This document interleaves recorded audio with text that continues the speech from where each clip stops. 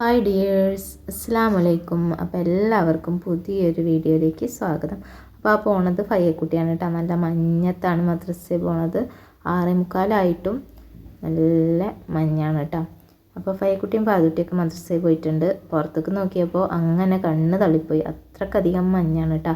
ബാക്കിൽ പാടത്ത് നല്ല മഞ്ഞിങ്ങനെ കട്ട കുത്തിയിട്ടാണ് നിൽക്കുന്നത്.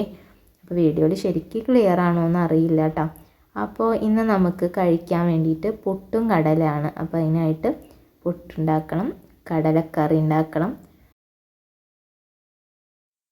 അങ്ങനെ ആദ്യം തന്നെ നമുക്ക് കടലൊന്ന് വേവിക്കാൻ വെക്കാം. ചില ദിവസം തലേ ദിവസം രാത്രിയൊക്കെ ഞാൻ ഇങ്ങനെ വേവിച്ച് വെക്കാറുണ്ട് കേട്ടോ. ഇന്നിപ്പോൾ അതിനൊന്നും നേരം കിട്ടിയിട്ടുണ്ടായിരുന്നില്ല, അപ്പോൾ രാവിലെ തന്നെയാണ് ചെയ്യണത്. അപ്പോൾ അതൊന്ന് കുക്കറിൽ ഉപ്പിട്ട് അത്യാവശ്യം വെള്ളമൊക്കെ ഒഴിച്ചിട്ട് വെച്ച് കൊടുത്തിട്ടുണ്ട്. ഇനി അപ്പോഴേക്കും പുട്ടിനൊക്കെ ഒന്ന് നമുക്ക് നനച്ച് വെക്കാം. അപ്പോൾ തലേ ദിവസം ചോറൊക്കെ കുറച്ച് കൂടുതൽ ബാക്കി ഉണ്ടെന്നുണ്ടെങ്കിൽ ഞാൻ പിന്നെ അന്ന് രാത്രി കടലാണ് കേട്ടോ വെള്ളത്തിയിട്ട് വെക്കാറ്. അപ്പോൾ ചോറും കുറേ ചിലവായി പോയിക്കോളും. പിന്നെ പുട്ടാകുമ്പോൾ കുഴപ്പമില്ല, രാവിലെ കഴിച്ചും പോയിക്കോളൂല്ലോ.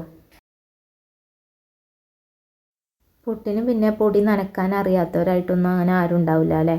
ഞാനിവിടെ ചോറ് കൂട്ടിയിട്ടാണ് ചെയ്യാറ്. ചില ദിവസങ്ങളിൽ ചോറ് ബാക്കിയില്ല എന്നുണ്ടെന്നുണ്ടെങ്കിൽ തിളച്ച വെള്ളം ഒഴിച്ചിട്ട് മിക്സിയിലൊന്ന് അടിച്ചെടുത്തിട്ടും ചെയ്യാറുണ്ട് കേട്ടോ.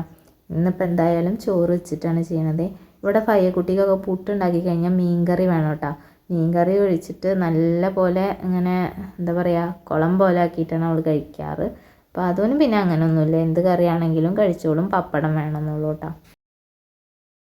അപ്പോൾ അതിൻ്റെ ഇടയിൽ തേങ്ങ ഒക്കെ ചിരകി വെച്ചിട്ടുണ്ട്. പുട്ടിന് വെള്ളം വെക്കണം, അതോടൊപ്പം തന്നെ നമുക്ക് കറി ആക്കിയെടുക്കണം. അപ്പോൾ അതൊക്കെ ഒപ്പം വേഗം ചെയ്യണം കേട്ടോ. മദ്രസയിൽ പോയി വരുമ്പോഴേക്കും ഈ കാര്യങ്ങളൊക്കെ കഴിക്കണം.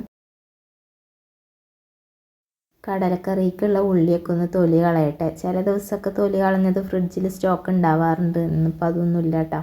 ഇപ്പോൾ കുറച്ച് മടിയൊക്കെ ഉള്ള കാരണം നേരത്തെ തന്നെ ചെയ്ത് വെക്കാറൊന്നുമില്ല. അങ്ങനെ അതേ പുട്ടൊക്കെ ആയിട്ടുണ്ട്. പുട്ട് 2 കുറ്റിയാക്കി എടുത്തിട്ടുണ്ട്. ഇനി വെന്ത കടലേന്ന് കുറച്ചൊന്ന് മാറ്റി വെക്കാം കേട്ടോ. അതൊന്ന് ചൂടാറിക്കഴിഞ്ഞാൽ മിക്സിയിലൊന്ന് അടിച്ചെടുക്കാൻ വേണ്ടിയിട്ടാണ്. അപ്പോൾ നല്ല കട്ടിയായിട്ട് കറി നമുക്ക് കിട്ടിക്കോളും. അപ്പോൾ പിന്നെ തേങ്ങാപ്പാലോ തേങ്ങയുടെ ഒന്നും ആവശ്യമില്ല കേട്ടോ. അപ്പോൾ അതേ ചട്ടി ചൂടായതിലേക്ക് വെളിച്ചെണ്ണയും കടുകും പൊട്ടിച്ച് അതിൽ ഉള്ളിയൊക്കെ ഒന്ന് ഇട്ടിട്ട് നല്ലപോലെ വഴറ്റിയെടുക്കട്ടെ കേട്ടോ. അതിൽ മുളക് പൊടി, മല്ലിപ്പൊടി, മഞ്ഞൾപ്പൊടിയാണ് ആവശ്യത്തിന് ഇട്ട് കൊടുത്തിട്ടുണ്ട്. ഉപ്പ് പിന്നെ നമ്മൾ കടല വേവിക്കണതിൽ ഇട്ടിട്ടുണ്ട്. പിന്നെ ഇനി വേണമെന്നുണ്ടെങ്കിൽ ലാസ്റ്റ് ഇട്ട് കൊടുക്കാം കേട്ടോ. കുറച്ച് ഗരം മസാലയും കൂടെ ഇട്ട് കൊടുത്തിട്ടുണ്ടായിരുന്നു. നല്ല പോലെ ഒന്ന് തിളച്ച് കഴിഞ്ഞാൽ നമ്മൾ നേരത്തെ മാറ്റി വെച്ചിട്ടുള്ള കടല ഒന്ന് മിക്സിയിൽ അടിച്ചെടുത്തിട്ട് അതിലിട്ട് കൊടുക്കുക കേട്ടോ. അപ്പോൾ നല്ല കട്ടിയിൽ കറി ഉണ്ടായിക്കോളും. ശരിക്കും തേങ്ങ അരച്ച കറി പോലെ തന്നെ ആയിക്കോളൂ കേട്ടോ. അപ്പോൾ നമുക്ക് തേങ്ങയുടെ ആവശ്യമൊന്നുമില്ല. തേങ്ങ ഇല്ലെങ്കിലും നമുക്ക് കറിയൊക്കെ ഉണ്ടാക്കണമല്ലോ.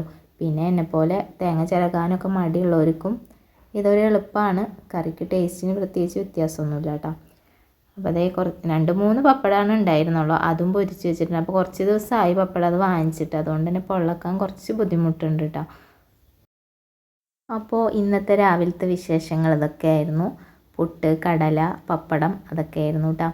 അപ്പോൾ എല്ലാവർക്കും വീഡിയോ ഒക്കെ ഇഷ്ടപ്പെട്ടിട്ടുണ്ടാവുമെന്ന് വിചാരിക്കുന്നു. ഇഷ്ടപ്പെട്ടെങ്കിൽ സബ്സ്ക്രൈബ് ചെയ്യാനും ലൈക്ക് ചെയ്യാനും ഷെയർ ചെയ്യാനും കമൻറ്റ് ചെയ്യാനൊന്നും മറക്കരുത് കേട്ടോ.